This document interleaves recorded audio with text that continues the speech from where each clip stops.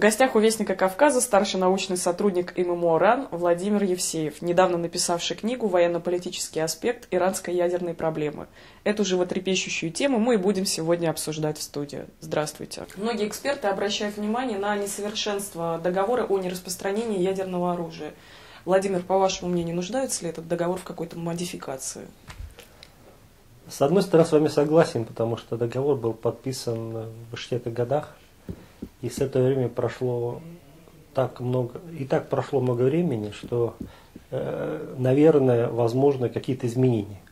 В то же время надо понимать, что договор о нераспространении ядерного оружия был подписан почти всеми государствами, которые есть в мире. Это договор, наверное, в этом плане наиболее универсальный. Существует всего несколько государств, которые договор не подписали. Это так называемые де-факто ядерные государства. Это Израиль, Индия, Пакистан. И кроме этого есть одно государство, которое вышло из этого договора, это Северная Корея. Все остальные государства этот договор подписали, ратифицировали. И если мы сейчас захотим договор поменять, а когда этот договор заключали, тогда, конечно, не было равенства. Потому что на тот момент было 5 официальных ядерных государств. И был целый ряд государств, которые могли создать ядерное оружие. Среди них, например, можно назвать европейские государства, как, например, Швеция, Швейцария. Целый ряд других государств могли создать ядерное оружие. И вот с этой точки зрения было очень важно договориться между официальными ядерными державами и остальными. При этом официальные ядерные державы на себя взяли определенные обязательства, что они будут вести процесс ядерного разоружения, видя конечной целью полное уничтожение ядерного оружия. А те, кто безъядерные государства, они со своей стороны обязались не создавать ядерное оружие. Вот был такой договор. В нынешнее время этот договор подвергается очень сильным нападкам со стороны целого ряда государств, которые либо хотят, либо пытаются создать ядерное оружие. И здесь можно назвать не только Северную Корею, которая вышла из договора, но можно назвать, например, Исламскую Республику Иран, которая создает инфраструктуру, которая может при определенных условиях помочь ей создать ядерное оружие. Значит, из этого не следует, что Иран обязательно создаст ядерное оружие. Но вот то, что он делает, это очень сильно мешает всему режиму ядерного построения, потому что при определенных условиях может возникнуть такая ситуация, когда уже процесс будет настолько запущен, что остановить уже будет нельзя, и мы получим очередное государство, которое выйдет из договора о нераспространении ядерного оружия, создаст ядерное оружие, причем не где-нибудь, а в очень взрывоопасном регионе Большого Ближнего Востока. И это будет нести достаточно тяжелые последствия для безопасности как региона, так и мира в целом. И все-таки тема Ирана, которую постоянно сейчас муссируют СМИ и активно пугает общественность, действительно ли так страшен черт? Знаете, есть такое мнение, что Иран излишне демонизирует Соединенные Штаты Америки. Я, наверное, с этим согласен, потому что нельзя сказать, что для этого нет никаких оснований. Как вы знаете, во время революции было захвачено американское посольство, и дипломаты, члены их семей, обслуживающий персонал были достаточно долго заложниками. Но, может быть, далеко не все знают, что были планы о захвате и советского посольства в Тегеране. И попытки предпринимались по захвату, причем дважды. Вот. Это говорит о том, что с Ирану, конечно, с ним надо сотрудничать, но верить ему надо с оглядкой на Грибоедова. С этой точки зрения, я думаю, было бы очень хорошо понимать на самом деле, что происходит. То есть, насколько Иран на самом деле близок к созданию ядерного оружия. И насколько? По тем оценкам, исходя из того материала, который я знаю, можно сказать, что Иран не может создать без внешней помощи ядерное оружие в течение 1-2 лет. Из этого можно что сделать вывод? Что есть время для того, чтобы можно было сотрудничать, чтобы можно было Иран убедить не создавать ядерное оружие. Однако здесь возникает очень сильный вопрос расхождения взглядов российских экспертов и западных. А когда считать эти 2 года? На Западе считают, уже отчет идет. А по мнению российских экспертов, по-видимому, надо считать не с нынешнего момента, а с момента разрыва отношений с МАГАТЭ. Ну, вы считаете, это какая-то часть русской души? О том, что какая-то часть русского характера откладывать что-то на потом и считать, что, в принципе, пока ситуация не так страшна. Либо просто мы обладаем какой-то большей информацией. Вы знаете, как бы нельзя ядерное оружие вытащить из рукава. Это невозможно совершенно. Для этого нужно иметь серьезное основание. Если говорить, например, по тому пути, по которому идет Иран, значит, Иран идет по пути развивает урановую программу. Именно урановая программа может быть как конечный результат создания атомной бомбы. Вот для того, чтобы создать бомбу таким образом, да, нужно накопить высокообогащенный уран. Пока нету подтверждающих фактов о том, что Иран накапливает высокообогащенный уран. Потому что даже до обогащения до 20%, точнее до 19,75 еще не говорит о производстве высокообогащенного урана. Потому что надо обогащать выше 20%. С этой точки зрения, если уран не будет накоплен, то тогда Иран не сможет создать ядерную бомбу, потому что даже 20% недостаточно. Нужно 90-93%. Хотя некоторые считают, может взорвать 80%, но в целом как бы нужно другие проценты обогащения по урану-235. Поэтому чудес не бывает, если кто-то не даст готовое или не даст материал. Потому что сам боеприпас из высокообогащенного урана можно сделать, это несложно. Вот. Но вот сделать, например, но накопить материал сложно. Вот. И поэтому, если Иран не накопил, говорить о том, что он создал ядерную бомбу, было бы неправильно. Вот. Второй вопрос, что очень беспокоит, это то, что Иран одновременно создает средства доставки ядерного оружия. И здесь тоже надо относиться к этому критично.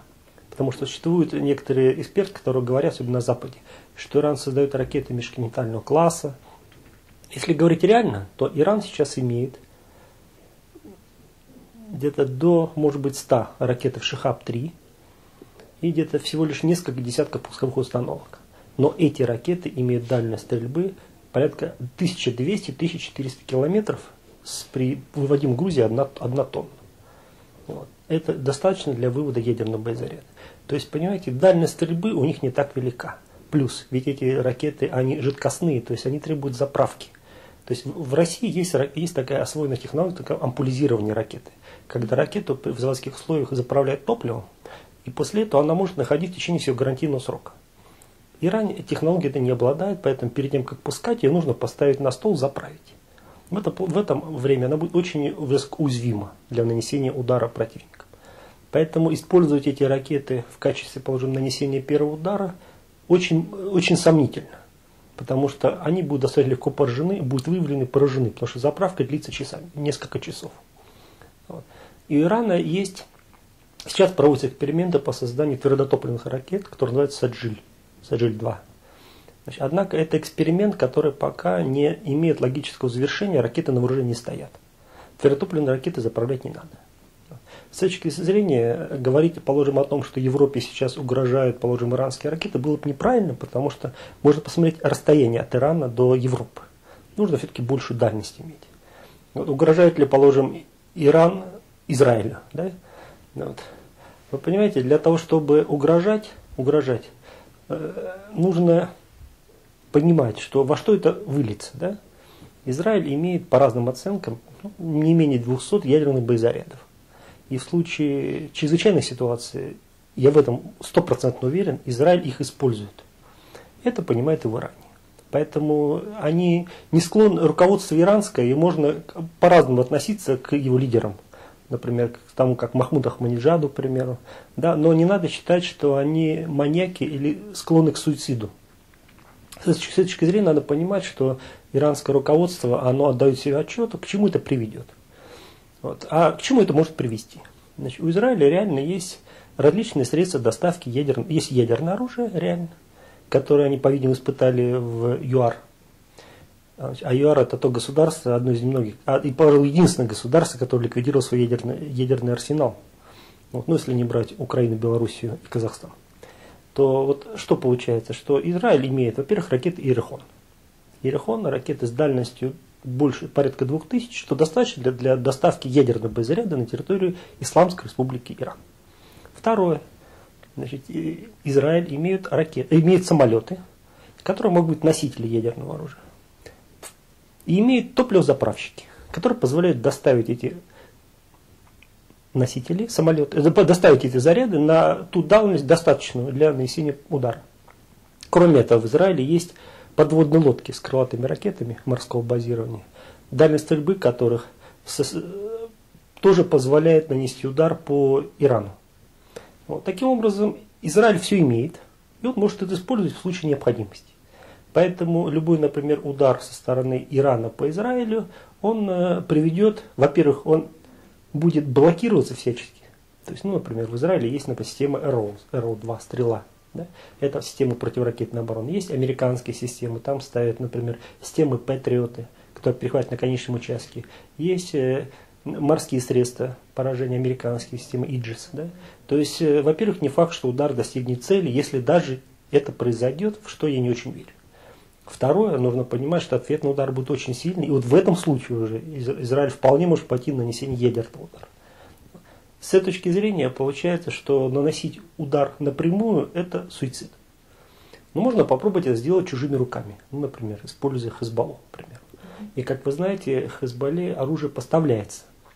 В частности, поставки оружия идут как через Сирию, так и поставки оружия идут с помощью судов. И были перехваты судов с иранским оружием, ориентировочно Хезболлы. Так вот, если доставить Хезболле, например, какие-то ракеты даже большей дальности, вот в этом случае Хезболла может, например, нанести удар по Израилю, и при этом Иран вроде будет ни при чем. Вот такой сценарий, он более вероятен, но в этом случае может произойти раскрутка маховика. Особенно учитывая очень сложные взаимоотношения между нынешним израильским руководством в лице Нетаньяху и палестинской автономии, даже с Аббасом, не говоря уже о Хамасе. С этой точки зрения, что можно сказать? Что Израиль на самом деле может нанести удар по ядерному объекту. И для этого, по-видимому, будет использовать южный маршрут пролет через Саудовскую Аравию. Однако говорить о том, что однозначно он нанесет удар, наверное, было бы неправильно.